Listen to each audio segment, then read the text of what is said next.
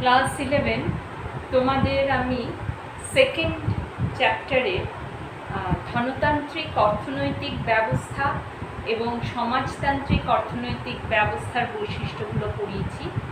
আজকে তোমাদের মিশ্র অর্থনৈতিক ব্যবস্থা এবং তার বৈশিষ্ট্য পড়াবো এবং দেখা যাক কতদূর কি পড়াতে পারি। তো আজকে তোমাদের মিশ্র অর্থনৈতিক ব্যবস্থার যে বৈশিষ্ট্য সেইগুলো পড়াবো। তোমাদের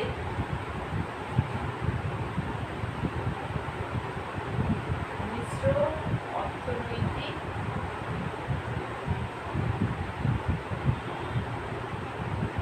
ব্যবস্থার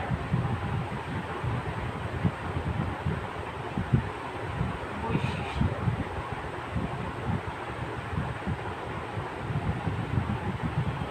এই বৈশিষ্ট্যগুলো যদি তোমরা ভালো করে বুঝতে পারো তাহলেই কিন্তু তোমরা ওই বিভিন্ন অর্থনৈতিক বৈশিষ্ট্যের ব্যবস্থা দোষ ত্রুটি বা সুবিধে অসুবিধেগুলো বুঝতে পারবে। তাই জন্য আমি বৈশিষ্ট্যগুলো ভালো করে পড়িয়ে দিচ্ছি, তোমরা বইটা তারপরে ফলো করলেই বুঝতে পারবে। তো এখানে আমরা ধনতান্ত্রিক অর্থনীতিতে কি দেখেছিলাম? ধনতান্ত্রিক অর্থনীতিতে দেখেছিলাম ধনতান্ত্রিক ব্যবস্থায় দেখেছিলাম যে ধনী বা পুঁজিপতির কারা? পুঁজিপতি কারা না যাদের হাতে মূলধনের বেশির অংশটা কেন্দ্রীভূত হয়ে রয়েছে, তাই না? যে মূলধনের বেশিরভাগ অংশটা যাদের কুক্ষিগত তাদেরকে পুঁজিপতি বলে। তো এখানে গণতান্ত্রিক ব্যবস্থায় আমরা পেয়েছিলাম যে পুঁজিপতি বা ধনীদের আধিপত্যতা, মানে উৎপাদনের উপকরণের উপর তাদের বেশি মালিকানা আমরা দেখতে পেয়েছি। আবার সমাজতান্ত্রিক ব্যবস্থায় কি দেখতে পেয়েছিলাম?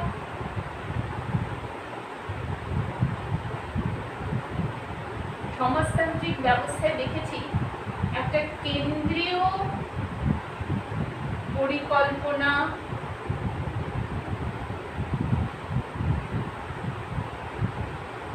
কমিশনের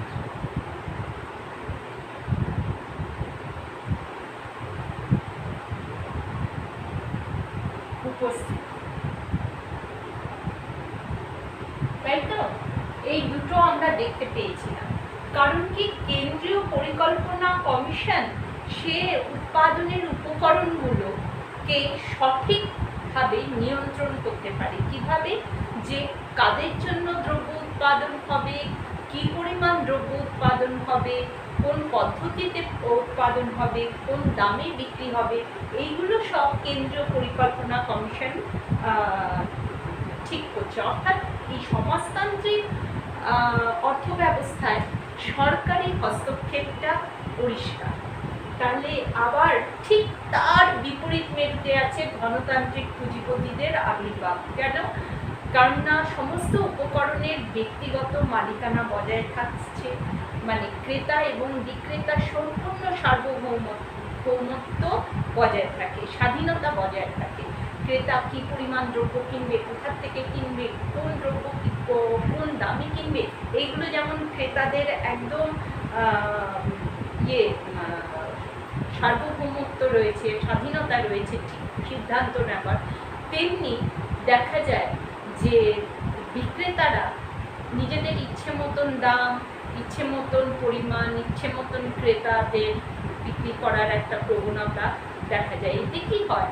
এতে ওই যদি তোমরা ত্রুটিগুলো এতদিনে পড়ে থাকো তাহলে দেখতে পাবে যে সমাজের ওই শ্রেণী বিভেদটা বেশি হয়ে যাচ্ছে। তো আমরা এই জন্য এমন একটা অর্থনৈতিক ব্যবস্থা গ্রহণ করা যাবে যেখানে কিছু বৈশিষ্ট্য গণতান্ত্রিক থাকবে, কিছু বৈশিষ্ট্য সমাজতান্ত্রিক থাকবে। তার মানে আমি প্রথম বৈশিষ্ট্য আসতে পারি, প্রথম বৈশিষ্ট্য সমাজতান্ত্রিক ব্যবস্থার প্রথম বৈশিষ্ট্য হচ্ছে উৎপাদনে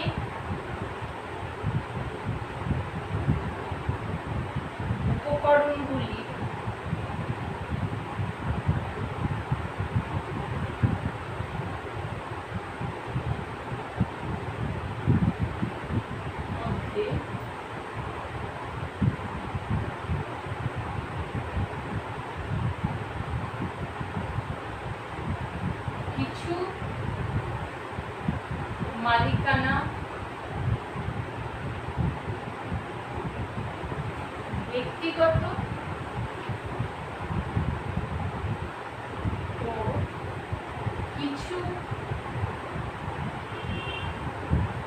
মালিকানা, কিছু মালিকানা কিছু উপকরণগুলির ওপর মালিকানা। তোমরা যদি সঠিক ভাষায় লিখতে চাও তাহলে উৎপাদনের উপকরণগুলির যে মালিকানা সেটা কিছুর মধ্যে ব্যক্তিগত এবং কিছু মালিকানা সামাজিক মালিকানা। সামাজিক মালিকানা কি আমি তোমাদের ব্যাখ্যা করেছি আগের ভিডিওতে।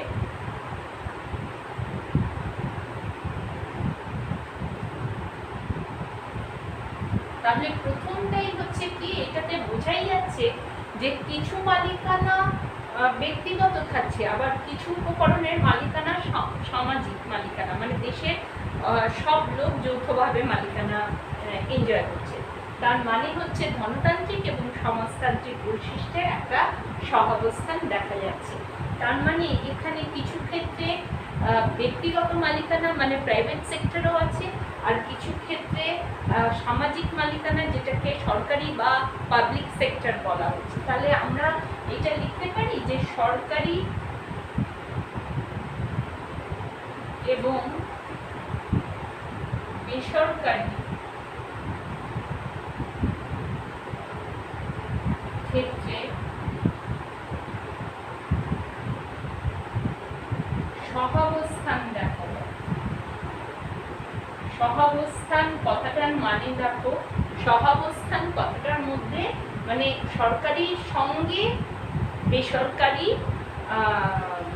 প্রতিষ্ঠানের যে উদ্যোগের উপস্থিতি সেটা দেখা যায়, একসঙ্গে দুজনে অবস্থান করছে, যেটাকে সহাবস্থান বলা হয়। তার মানে সরকারি এবং বেসরকারি ক্ষেত্রে সহাবস্থান দেখা যায়, এই একটা ব্যাপার। আর কি, এদের আমরা ধনতান্ত্রিক অর্থনীতিতে দেখেছি উৎপাদনের মূল লক্ষ্য ফার্মের মুনাফা অর্জন করা, আর সমাজতন্ত্রে দেখেছি যে সামাজিক কল্যাণ সাধন করা। এখানেও সেরকম সমাজতান্ত্রিক অর্থনীতির মতন এইখানটা হচ্ছে রাষ্ট্রের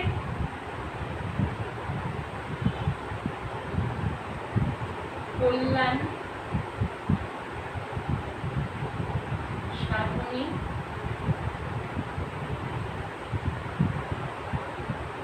সরকারের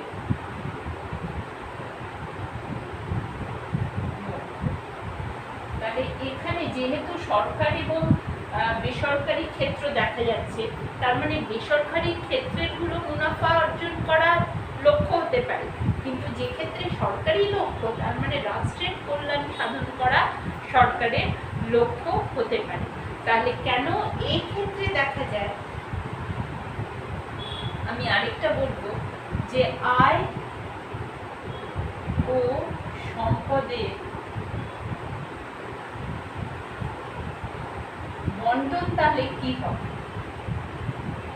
আয় ও সম্পদের বন্টন আমরা ধনতান্ত্রিক ক্ষেত্রে দেখেছি যে কিছু মানে যেহেতু ওখানে স্বাধীনতা থাকে, ক্রেতা এবং বিক্রেতা বা উৎপাদনের উপকরণের মালিকানার যে যত খুশি সম্পত্তির মালিক হতে পারে, সেইখানটায় আমরা ধনী এবং পুঁজিপতিদের উদ্ভব দেখেছি। কারণ কিছু লোকের হাতে ধন আর আয়টা সেন্ট্রালাইজড হয়ে যায় বা কেন্দ্রীভূত হয়ে যায় বা কুক্ষিগত হয়। তাহলে এই আবার সমাজতান্ত্রিক অর্থনীতিতে কি দেখেছি সমাজের সকলকে যেন সমান পরিমাণ আয় আর সম্পদের বন্টন যেন হয়।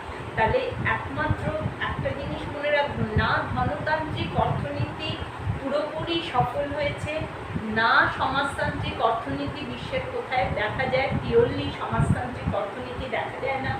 কিন্তু এইখানটায় এক্ষেত্রে কি হচ্ছে যে ঠিক আছে, বেসরকারি ক্ষেত্রে আয়ের মানে ক্রেতা এবং বিক্রেতার একটা সার্বভৌমত্ব বা স্বাধীনতা আছে, বা উপকরণের মালিকানা মানে কিছু অংশে স্বাধীনতা আছে, কিন্তু এখানেও কেন্দ্রীয় পরিকল্পনাধীন কমিশন যদি না থাকে, রাষ্ট্র কিন্তু কোনো না কোনো কমিশনের মাধ্যমে ওই নিয়ন্ত্রণটা টানার চেষ্টা করে।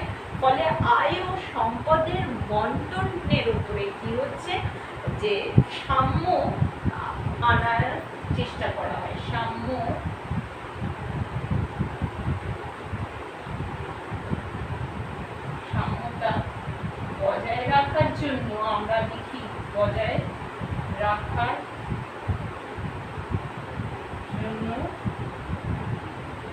সরকার আইন বলে কি করতে পারে, বেসরকারি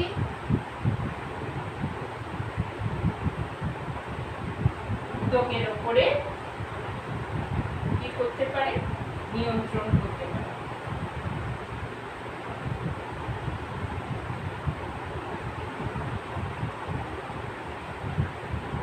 নিচের হাতের লেখা খুব খারাপ হয়ে যাচ্ছে, কারণ নিচে আমি লিখতে পারছি না। নিয়ন্ত্রণ করতে পারে। তাহলে এটা মোটামুটি এটা বোঝা যাচ্ছে যে কিছু বৈশিষ্ট্য ধনতান্ত্রিক এবং কিছু বৈশিষ্ট্য সমাজতান্ত্রিক নিয়ে একটা মোটামুটি ভাবে কিছু ক্ষেত্রে ব্যক্তিগত স্বাধীনতা রেখে, আবার কিছু ক্ষেত্রে বেসরকারি ক্ষেত্রে সেই স্বাধীনতাটা নিয়ন্ত্রিত করে একটা মিশ্র অর্থনৈতিক ব্যবস্থা করা হয়েছে। এটা কেন করা হয়েছে? যেমন ভারতবর্ষ কিন্তু মিশ্র অর্থনীতি বজায় আছে, সেটা আমি আগের দিনও ভিডিওতে বলেছি। তার কারণটাই এই যে কিছু ক্ষেত্রে যদি স্বাধীনতা দেওয়া যায় তাহলে কি হয়, প্রতিযোগিতা থাকবে, আর ক্রেতারা বেস্ট কোয়ালিটির জিনিসপত্র তারা পাবে, দ্রব্য এবং সেবা বেস্ট কোয়ালিটি পাবে। ধরো এখানে যেমন বিভিন্ন জিনিসের উদ্যোগের একটা কম্পিটিশান আছে, কম্পিটিশান না থাকলে আমরা মোবাইলের ভালো মোবাইল কি খারাপ মোবাইল এই তুলনাটা করতে পারতাম না। এই মোবাইলের ফিচার্সটা বেশি ভালো, এই মোবাইলের সার্ভিসটা বেশি ভালো। সার্ভিস মানে বুঝতে পারছো, যেগুলো আমরা তো মোবাইল বাজার থেকে খালি সেটটা কিনি, তারপরে যে পরিষেবাটা নিচ্ছে, ধরো এই যে আমরা যে মোবাইলে টেকনোলজির মাধ্যমে পড়াশোনা করছি, বা গুগল মিট, টিম লিঙ্কের মাধ্যমে যে লাইভ ক্লাস নেবার চেষ্টা করছি, তো এই পরিষেবাগুলো কোনো না কোনো সংস্থা দিচ্ছে। আমরা খুঁজে খুঁজে দেখছি যে কোন সংস্থা বেস্ট, বেটার। আগে কি হয়েছে, জুমটা ছিল, জুম এখন বাবা জুমে কেউ পড়াশোনা করো না, জুমে এইসব নানান রকম অশান্তি হচ্ছে আর কি, আমি এখানে উল্লেখ করতে পারছি না। তাহলে জুমটা বাদ দেওয়া গেল, লোকে এবারে গুগল মিটটা তোমাদের ক্লাস নেওয়া হচ্ছে। তো এগুলো হচ্ছে পরিষেবা। তাহলে পরিষেবাগুলো যদি প্রতিযোগিতা না থাকতো, একটাই মানে সার্ভিস দেবার লোক থাকতো, তাহলে তো সেই প্রতিষ্ঠান ছাড়া আমাদের কোনো উপায় গত্যন্তর থাকতো না। কিন্তু এখানে দেখা যাচ্ছে কিছু কিছু ক্ষেত্রে এইভাবে যে বিভিন্ন পরিষেবার ক্ষেত্রে বলো, দ্রব্য উৎপাদনের ক্ষেত্রে বলো, বিভিন্ন কর্মকে প্রতিযোগিতায় ইচ্ছে করে দেওয়া হচ্ছে, যাতে ক্রেতারা মানে উন্নত মানের পরিষেবা পায়, উন্নত মানের দ্রব্য পায়, এই ব্যাপারটা থাকে। এবং আয়ের একটা সাম্য আনার জন্য সরকারি হস্তক্ষেপ কিন্তু এখানে দেখা যাচ্ছে। মানে কিছু ক্ষেত্রে সরকারের হস্তক্ষেপ দেখা যাচ্ছে, আবার কিছু ক্ষেত্রে স্বাধীনতা বজায় আছে। তো এই দুটো নিয়ে মিশ্র অর্থনৈতিক ব্যবস্থা। এখানে তোমরা বৈশিষ্ট্যগুলো পড়লে তোমরা সুবিধা অসুবিধাগুলো অবশ্যই বৈশিষ্ট্য বুঝলে নিজেরাই লিখতে পারবে, এটা কোনো কঠিন না, নিজেদের বুঝিয়ে হেডলাইন্স লিখে লিখতে পারবে। এবার এসো আমি নেক্সট ইয়েতে যাচ্ছি, যে সাধারণ সম্পত্তিগত উপকরণ বা যৌথ মালিকানাধীন উপকরণ কাকে বলে।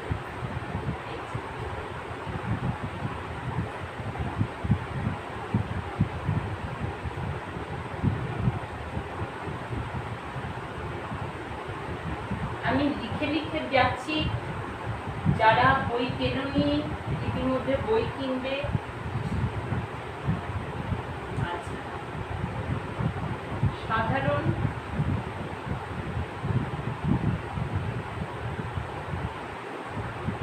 মালিকানাধীন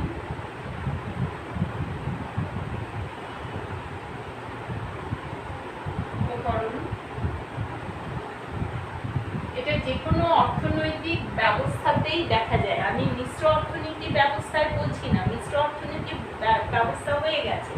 এই যে সাধারণ মালিকানাধীন উপকরণ বা যৌথ, যেকে বলা হচ্ছে যৌথ মালিকানাধীন, যে কোনো অর্থ ব্যবস্থাতে এইরকম মালিকানাধীন, মালিকানা এখানে কানাধীন বা যৌথ মালিকানাধীন উপকরণ বলতে কি বোঝো? এটা একটা 1 নম্বরের বা 2 নম্বরের কোয়েশ্চেন আসে। সাধারণ মালিকানাধীন উপকরণ বা যৌথ মালিকানাধীন উপকরণ কাকে বলে? এটার মানে হচ্ছে যখন কোনো একটা উপকরণের ওপরে সেই অঞ্চলের অনেক লোকরা একসঙ্গে তার মালিকানা ভোগ করছে, মানে সেই অঞ্চলের সব লোকেরা একসঙ্গে যদি মালিকানা ভোগ করছে। এটার উৎকৃষ্ট উদাহরণ হলো, ধরো কোনো অঞ্চলে একটা পার্ক আছে, সেই পার্কটা যখন সব ওই অঞ্চলের সব বাচ্চারা সেই পার্কটা মানে খেলে বা মজা করে বা সেই পার্কটার উপভোগ করে, তখন ওটা যৌথ মালিকানাধীন পার্ক হয়। এটা এরকমও হতে পারে যে কোনো অঞ্চলের গোচারণভূমি মানে যেখানে ওই এলাকার অধিবাসীরা নিজেদের পশুদের নিয়ে গিয়ে চারণ ক্ষেত্র বা গরু চড়ায়। তো তারা যদি ওই অঞ্চলে চড়াতে যায় তখন কেউ মানাও করবে না, কেউ বাধারও সৃষ্টি করবে না। কারণ কি, ওখানের মালিকানাধীন একজন নয়, ওই অঞ্চলে সবাই ওই চারণভূমিতে ইয়ে করছে। এমনি করে ধরো কোনো মাঠ মানে রয়েছে, সেই মাঠটার কোনো বিশেষ কোনো ক্লাব, বিশেষ কোনো উদ্যোক্তার নয়, কোনো নামও নেই তো মাঠটার, এমনি মাঠ খোলা পড়ে রয়েছে, সেখানে সেই অঞ্চলের বাচ্চারা যদি খেলাধুলা করে, তার মানে যে ওই মাঠটা যেই অঞ্চলে রয়েছে সেই অঞ্চলে সবাই সেই মাঠের উপযোগিতা ভোগ করছে। তাহলে সেইখানে আমরা বলতে পারি এটা হচ্ছে যৌথ মালিকানাধীন উপকরণ। বা ধরো একটা উদাহরণ নিই, ধরো একটা পুকুর, সেই পুকুরে মাছ ধরছে ওই অঞ্চলের সব লোকেরা, তখন ওই পুকুরটাকে বলবো ওই অঞ্চলের যৌথ মালিকানাধীন উপকরণ। কিন্তু যদি কোনো বিশেষ একজন বা কিছু পরিবারের নিজস্ব হয়, যেমন তোমরা শোষণা স্কুলের পাশের যে পুকুরটা দেখেছো, সেই পুকুরটা কিন্তু বিশেষ কয়েকজন লোকের বোধহয় পুকুরটা, যেটা ব্যক্তিগত সম্পত্তি। উল্টো দিকে যদি মাঠটা দেখো, ওই শোষণা স্কুলের একদম উল্টো দিকের মাঠটা, সেই মাঠটারও একটা নাম আছে, আছে, কিন্তু ওটা ঠিক যৌথ মালিকানাধীন নয়, কিন্তু তবুও এই এলাকার আশেপাশে স্কুলগুলো ওখানে করে। কিন্তু করার জন্য কি, খেলার জন্য ওই ক্লাবকে কর্মকর্তাদের থেকে পারমিশন চাইতে হয়, সময় চাইতে হয় মাঠ ছাড়ার। বা তোমরা দেখেছো স্পোর্টসের পরে আমরা মাঠ পরিষ্কার করো বলি, কিন্তু এটা আমাদের কর্তব্য। যে কোনো জায়গার যখন আমরা এটা যৌথ মালিকানাধীন হোক বা ব্যক্তিগত মালিকানাধীন হোক, এগুলো আমাদের কর্তব্য ওই অঞ্চলকে সুরক্ষিত রাখা। কিন্তু যখন এটা হয় না, যেমন কোনো নদী যখন বয়ে যায়, সেই নদীর জলটা ওই অঞ্চলে সমস্ত লোকেরাই নিতে পারে, কিন্তু দেখবে সাধারণত লোকেদের অত খেয়াল থাকে না, যখন ওই নদীটা অপরিষ্কার হচ্ছে, সবাই এসে জঞ্জাল ফেলে দিচ্ছে, নদীর তলদেশ ক্রমশ উঁচু হয়ে যাচ্ছে, জলের ইয়েটা নোংরা জল হয়ে যাচ্ছে, সেটা জলটা ঠিক গ্রহণ করার মতন, স্নান করা বা খাওয়ার মতন বা যাই হোক কোনো উপকারেই লাগছে না, কোনো কাজেই লাগছে না।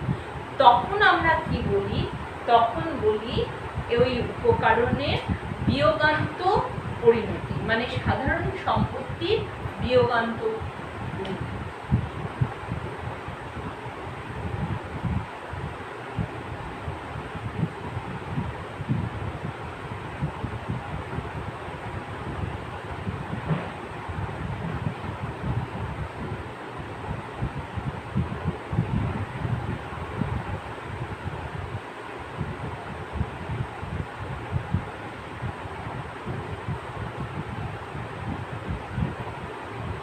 সেকেন্ড, আমি একটু জলটা খেয়ে আসছি, তোমরা একটু বইটা খুলে বসো।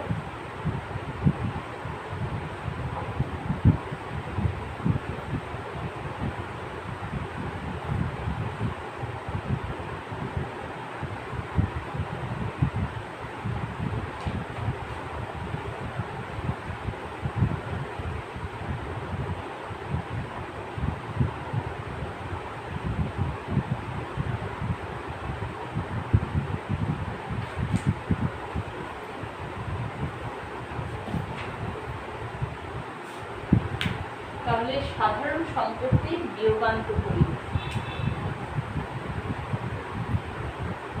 যখন কোনো অঞ্চলের অরণ্য নষ্ট হয়ে যাচ্ছে, যখন কোনো অঞ্চলের নদী নষ্ট হয়ে যাচ্ছে, আমরা দেখেছি যে উত্তরাখণ্ডের গাড়োয়াল অঞ্চলের অরণ্য বাঁচাওয়ার জন্য ওই যে আন্দোলন সুন্দরলাল বহুগুণা দ্বারা পরিচালিত হয়েছিল, বা নর্মদা নদী বাঁচানোর জন্য মেধা পাটিকার যে ইয়ে করেছিলেন, সেটা কেন করেছিলেন? সেটা মেধা পাটিকারের ব্যক্তিগত বা সুন্দরলাল বহুগুণার ব্যক্তিগত সম্পত্তির জন্য করেনি, করেছেন কেন সমাজে উপকার হবে। আর প্রকৃতির বুকে যা উপকরণ আছে সেটা যদি দক্ষতার সঙ্গে ব্যবহার না করা হয়, তাহলেই আমরা বলি সাধারণ সম্পত্তি বিয়োগান্ত পরিণত। এটা দক্ষতার সঙ্গে এই উপকরণগুলো ব্যবহার করতে হবে।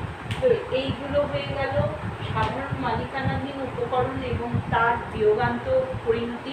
সাধারণত দেখা যায় যে আমাদের দেশে অনেক জাতি উপজাতির লোকরা যারা জঙ্গলে বসবাস করে, যেমন সুন্দরবনে অনেক জায়গায় যাদের মধু, শালপাতা, মোম, ধরো এইগুলো খুব তাদের জীবিকা উপার্জনের একমাত্র পথ।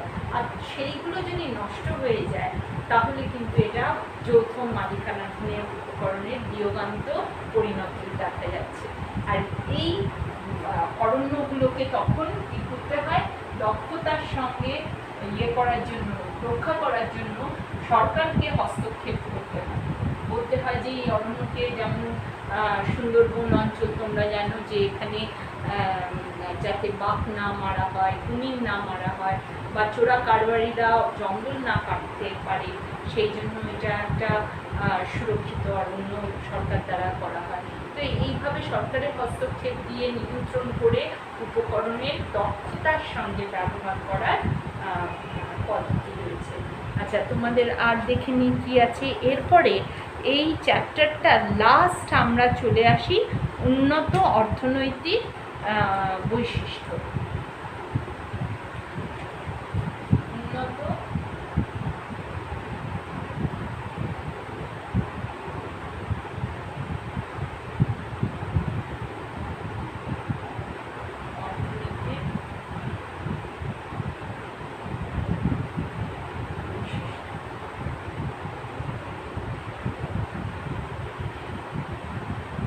উন্নত অর্থনৈতিক বৈশিষ্ট্য পড়াতে গিয়ে প্রথমেই আমরা জানব উন্নত বলতে কি বোঝাচ্ছে। তো এখানে আমরা দেখি বিশ্ব ব্যাংক বা ওয়ার্ল্ড ব্যাংকের 2009-2010 সালে একটা রিপোর্ট পেশ করেছে, ডেভেলপমেন্ট রিপোর্ট, যে যার অনুযায়ী যে দেশের মাথাপিছু আয় 11,906 মার্কিন ডলার বা তার বেশি, তখন তাকে উন্নত দেশ বলা হচ্ছে। কি বললাম? বিশ্ব ব্যাংক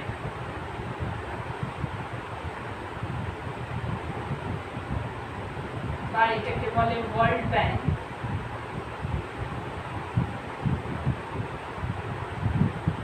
2009-10 সালে ডেভেলপমেন্ট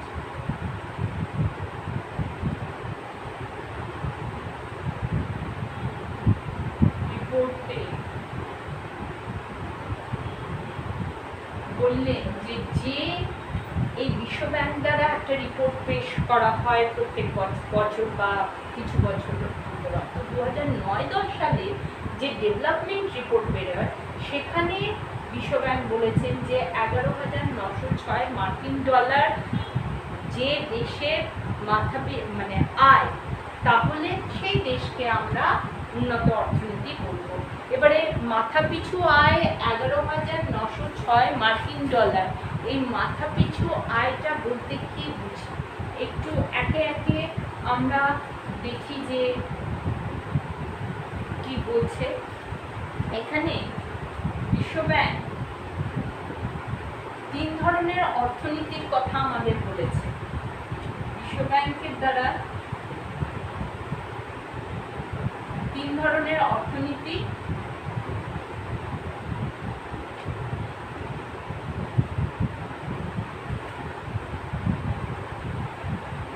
বা আমরা বলবো যে মানে মাথাপিছু আয়ের উপরে নির্ভর করে অর্থনীতিটাকে ভাগ করেছে দেশটাকে। কিরকম করে?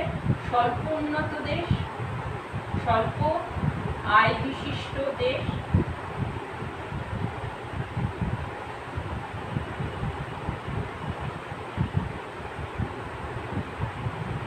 মধ্য আয় বিশিষ্ট দেশ,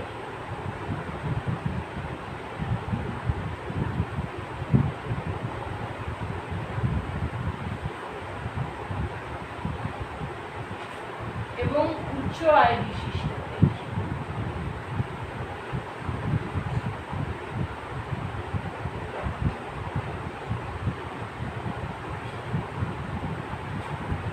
এই স্বল্প আয় বিশিষ্ট দেশ বলতে কি বোঝায়?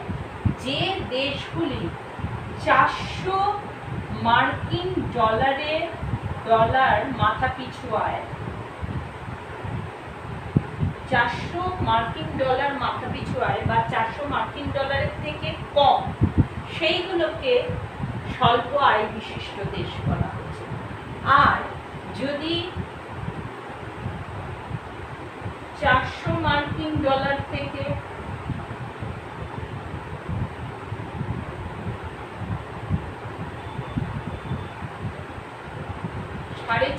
পর্যন্ত 450 মার্কিন ডলার পর্যন্ত যে দেশের মাথাপিছু আয় তাকে মধ্য আয় বিশিষ্ট দেশ বলা হচ্ছে। আর উচ্চ আয় বিশিষ্ট মানে 450 মার্কিন ডলারে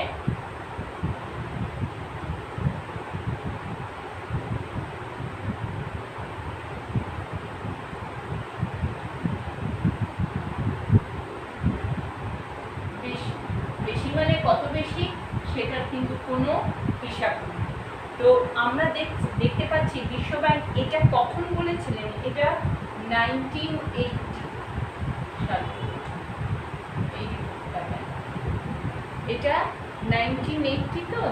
হ্যাঁ, 1980 সালে এই তিন ভাগে ভাগ করেছে: স্বল্প আয় বিশিষ্ট দেশ, মধ্য আয় বিশিষ্ট দেশ এবং উচ্চ আয় বিশিষ্ট দেশ। স্বল্প আয় বিশিষ্ট দেশের মাথাপিছু আয় হবে 400 মার্কিন ডলার বা তার চেয়ে বা এর চেয়ে কম।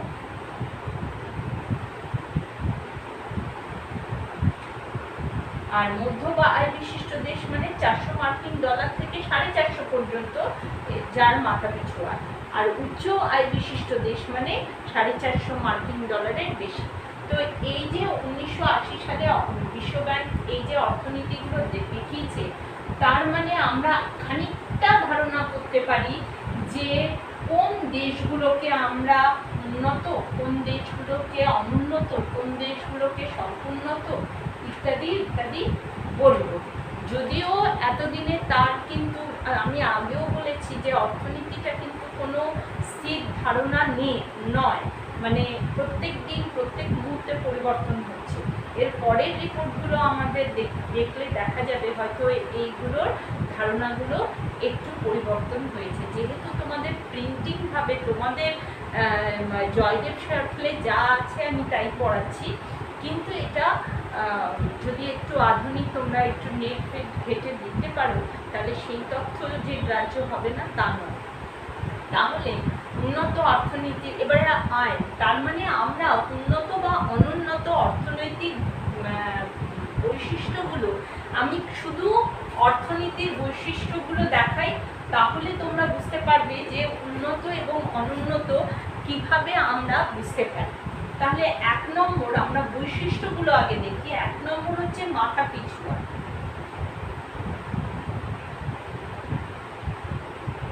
মাথাপিছু আয় তার মানে কি? মাথাপিছু আয় মানে একজন লোক কতটা আয় করছে, তাই তো? দেখতে হবে সেই দেশের জনসংখ্যা কত, কর্মক্ষম ব্যক্তি মানে কারা কাজ করার কত পার্সেন্টেজ লোক, শতকরা কত পার্সেন্টেজ লোক সেই টোটাল জনসংখ্যার মধ্যে মধ্যে আয় করছে। তাহলে আয়টা নির্ভর করবে, মাথাপিছু আয়টা নির্ভর করবে জনসংখ্যা এবং তার মধ্যে কতজন কর্মক্ষম মানে কাজ করার উপযুক্ত ব্যক্তি আছে এবং তাদের সবার আয়গুলো কতটা, তার উপরে মাথাপিছু আয়। তার মানে মাথাপিছু আয়টা একটা সূচক যেটা আমাদের বলে দেয় যে এই অর্থনীতি কতটা উন্নত, কতটা অনুন্নত, কি স্বল্প অনুন্নত বা উন্নয়নশীল কিনা, সেইগুলো আমাদের এই মাথাপিছু আয়টা বলে দিচ্ছে।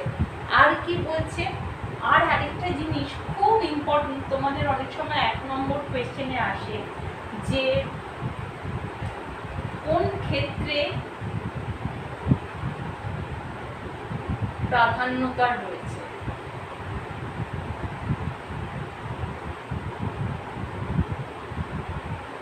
এই যে প্রশ্নটা, কোন ক্ষেত্রে প্রাধান্যতা আছে, আমি কেন বললাম এটা, কোনো আমি উন্নত অনুন্নত স্বল্পোন্নত বলছি না, খালি অর্থনৈতিক বৈশিষ্ট্য কোন কোন সূচক সংখ্যার উপর নির্ভরশীল। একদম মাথাপিছু আয় বোঝা গেল। কোন ক্ষেত্রে প্রাধান্যতা আছে মানে তোমরা জানো যে ক্ষেত্র বলতে অর্থনৈতিক ক্ষেত্র কি হয়, 3 ক্ষেত্রে বিভক্ত। প্রাথমিক ক্ষেত্র কি কি আছে, প্রাথমিক ক্ষেত্র,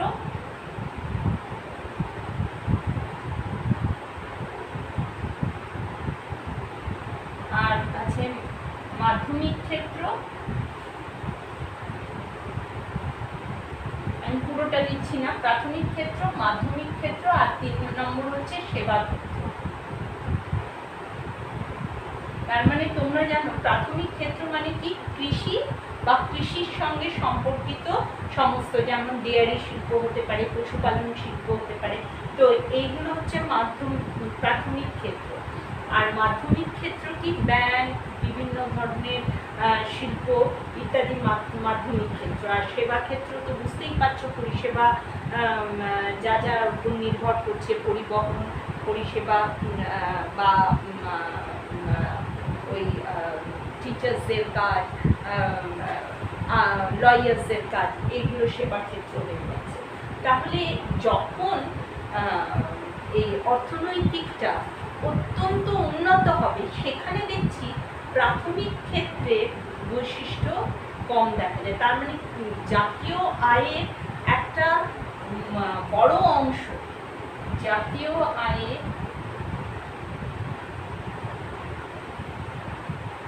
একটা বড় অংশ যদি মাধ্যমিক ক্ষেত্র থেকে আসে, তাহলে এটা হবে উন্নত দেশ, উন্নত অর্থনীতির দেশ। যদি প্রাথমিক ক্ষেত্র মানে কৃষির থেকে যদি আসে, তাহলে এটা হবে অনুন্নত বা স্বল্পোন্নত, অনুন্নত বা স্বল্পোন্নত।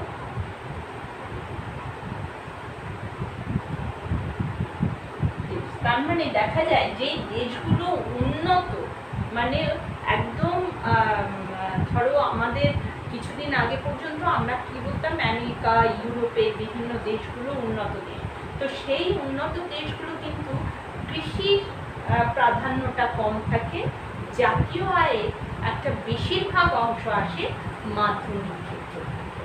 তো এই হচ্ছে জাতীয় আয়ের, যদি দেশটি অনুন্নত বা স্বল্পোন্নত হয়, তখন ওটা মাধ্যমিক ক্ষেত্র বা কৃষির থেকে বেশি আসে, জাতীয় আয়ের একটা বড় অংশ কৃষি থেকে আসে। তো আশা করি আমি এটা কোন ক্ষেত্রের প্রাধান্যর উপরে, এটা একটা সূচক সংখ্যা। যদি দেখো এটা মাধ্যমিক ক্ষেত্রের থেকে জাতীয় আয়ের একটা বড় অংশ আসছে, তার মানে এটা উন্নত দেশ। যদি কৃষিক্ষেত্র থেকে আসছে, তার মানে অনুন্নত দেশ। তাহলে এই একটা ব্যাপার আসছে। এবারে এসো মূলধন। মূলধনটা একটা বিশাল বড় জিনিস, যে মূলধন গঠন আরেকটা সূচক সংখ্যা। কোনো দেশের মূলধন গঠন ভীষণ বড় একটা ব্যাপার। তোমরা জানো উৎপাদনের বিশেষ উপকরণ এটা একটি মূলধন, কারণ উৎপাদিত এটা হচ্ছে উৎপাদনের উৎপাদিত উপকরণ, মানে অলরেডি উৎপাদন হয়েছে এবং সেই উৎপাদন থেকে মূলধন গঠন হচ্ছে। তার মানে যে দেশের উৎপাদন অনেক বেশি সেই দেশের মূলধন বেশি গঠন হবে, এবং মূলধন গঠন হলে তার বিনিয়োগও বেশি হবে, সঞ্চয়ও বেশি হবে। তার মানে এই মূলধন গঠন যেমন একটা সূচক সংখ্যা, এটা বেশি হলে উন্নত, কম হলে অনুন্নত। তারপরে আমরা দেখতে পাচ্ছি তার মানে সঞ্চয় ও বিনিয়োগটাও একটা ব্যাপার, এটা হচ্ছে অর্থনৈতিক কাজ। এইখানটায় যেহেতু মূলধন গঠন যদি বেশি হয় তাহলে সঞ্চয়ও বেশি হবে, লোকে বেশি সঞ্চয় করে রাখবে, এবং সঞ্চয় যত আমরা ব্যাংকে বেশি টাকা সঞ্চয় করবো সেই টাকা তো ব্যাংক নিজের কাছে রাখে না, কোনো না কোনো দ্রব্য বা সেবা উৎপাদনের কাজে দেয়। তাহলে সঞ্চয় গঠন হলে বিনিয়োগও বেশি হবে। তাহলে উন্নত দেশ যদি হয় তাহলে সেটা সঞ্চয় এবং বিনিয়োগ বেশি হবে, যদি অনুন্নত হয় তাহলে সঞ্চয় আর বিনিয়োগ কম হবে। আর তারপরে আরেকটা ব্যাপার হচ্ছে জনসংখ্যা। জনসংখ্যার ওপরেও মাথাপিছু আয়টা নির্ভর করছে। আমি বলেছি যে মোট জনসংখ্যা কত। এখন দেখো ভারতের 130 কোটির বেশি জনসংখ্যা হয়ে যাচ্ছে।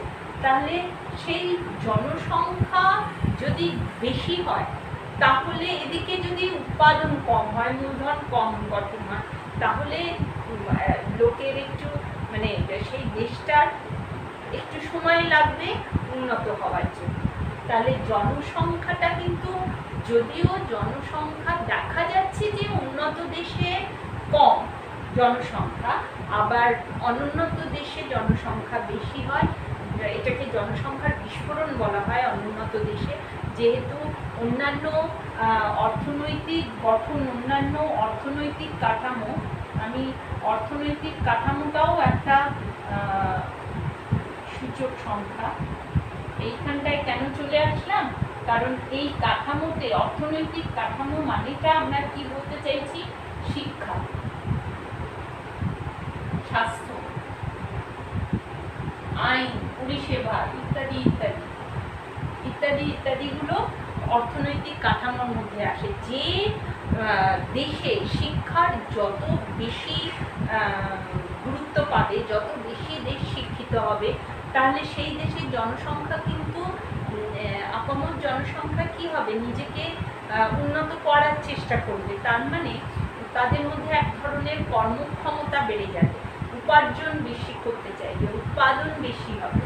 সেই রকম যদি স্বাস্থ্য তাদের ভালো থাকে, তাহলে শিক্ষা, স্বাস্থ্য এবং যেটা হচ্ছে আইন, এই পরিষেবাগুলো, অর্থনৈতিক বিভিন্ন কাঠামোগুলো যদি উন্নত হয় তাহলে দেশটা কিন্তু উন্নত হবে। এবং জনসংখ্যা মানে বলে যে খুব বেশি দেখা যায় যদি দেশটি অনুন্নত হয়, এবং জনসংখ্যা কম দেখা যায় যদি দেশটি উন্নত হয়। কিন্তু আমরা দেখেছি চীন কিন্তু জনসংখ্যার বিস্ফোরণ আছে, তবুও কিন্তু চীন উন্নত দেশ হয়ে যাচ্ছে। তার কারণ কিন্তু একমাত্র যে শিক্ষা, স্বাস্থ্য, যেটা অমর্ত্য সেন বলেছেন যে জনসংখ্যাটা কোনো রকম কিন্তু সেই ধরনের ইয়ে নয়, সমস্যা নয়। সমস্যাটা হচ্ছে শিক্ষার সমস্যা হতে পারে, স্বাস্থ্যর সমস্যা। আমরা এখন দেখতে পাচ্ছি এই যে কোভিড সিচুয়েশান, এখানে জনস্বাস্থ্যটা পুরো ভেঙে পড়েছে। জনস্বাস্থ্য নিয়ন্ত্রণ করার জন্য সমস্ত দেশ চাইছে লকডাউন, আর লকডাউন হলেও তো শিল্প বন্ধ, উৎপাদন বন্ধ, মূলধন গঠন বন্ধ, সঞ্চয় বিনিয়োগ বন্ধ হয়ে যাচ্ছে, এবং অনুন্নত দেশও অর্থনৈতিক পরিকাঠামোগুলো ভেঙে পড়ছে। তাহলে সারা বিশ্ব জুড়ে হচ্ছে এটা। এই জন্য মানে একটা জায়গায় বিশ্বব্যাংকের বলেইছেন যে পুরো অর্থনৈতিক কাঠামো যেহেতু পুরো বিশ্ব জুড়ে নামছে, এটা আর্থিক মন্দার চেয়েও গভীর সমস্যা পড়ে যাচ্ছে বিশ্বের সমস্ত দেশগুলো, সে উন্নত হোক, অনুন্নত হোক, স্বল্পোন্নত হোক, সব দেশ। তো এই আরও আছে কিছু তো তোমাদের দেখি বইটাতে আর অনেক মানে তোমরা এরপরে যা পড়ালাম সেইগুলো বুঝতে পারবে যে প্রায় 12-13টা আছে। যে জনসংখ্যার বৃদ্ধির হার কম, বেকার সমস্যার তীব্রতা কম থাকবে। যদি বেকার সমস্যা, তার মানে কি, যদি দেশটা উন্নত হয় তাহলে বেকার সমস্যার তীব্রতা কম থাকবে, যদি অনুন্নত হয় তাহলে তীব্রতা বেশি থাকবে। তো এইগুলো তো আগেকার ধারণা, এই কোভিড সিচুয়েশানে নয়। কোভিড সিচুয়েশানে বেকার সমস্যা কিন্তু উন্নত দেশগুলোরও দেখা যাচ্ছে, স্বল্পোন্নতরও তো বলাই না, আর অনুন্নত দেশেরও হচ্ছে। তো যাই হোক, তোমাদের এটা একটা সময়ের চিত্র, মানে সাধারণ সময়ের চিত্র বলা হচ্ছে, সেইগুলো এখানে দেখা হচ্ছে। তারপরে দেখো শিল্পজাত দ্রব্য রপ্তানি ও কৃষিজাত দ্রব্য আমদানি, সেটা কখন হচ্ছে, যদি দেশটি উন্নত হয় তাহলে আমি কি বলেছি, মাধ্যমিক ক্ষেত্র বা শিল্পক্ষেত্রে প্রাধান্য পাবে। তাহলে সেক্ষেত্রে উৎপাদনের মাধ্যমে দ্রব্য আর সেবা যা উৎপাদন হচ্ছে, দেশের মানুষদের চাহিদা মিটিয়েও তা রপ্তানি করা যাচ্ছে, তাহলে শিল্প সামগ্রী রপ্তানি হচ্ছে। এবং যেটা কম, মানে কৃষিজাত সামগ্রী উন্নত দেশে কম থাকে, গুরুত্ব কম পায়, তাহলে কৃষিজাত দ্রব্য বেশি করে আমদানি হয়। ঠিক উল্টোটা দেখা যায় যে অনুন্নত দেশ হলে। তো তোমরা আশা করি এই কটা পয়েন্ট আমি জাস্ট সূচকগুলো পড়ালাম, যার ভিত্তিতে একটা দেশ কতটা উন্নত অনুন্নত বোঝা যায়। তো 12-13টা তোমাদের বইতে আছে, এরপরে তোমরা বুঝতেই পারবে, পড়লে কোনো অসুবিধা হবে না। যদি অসুবিধা হয় তাহলে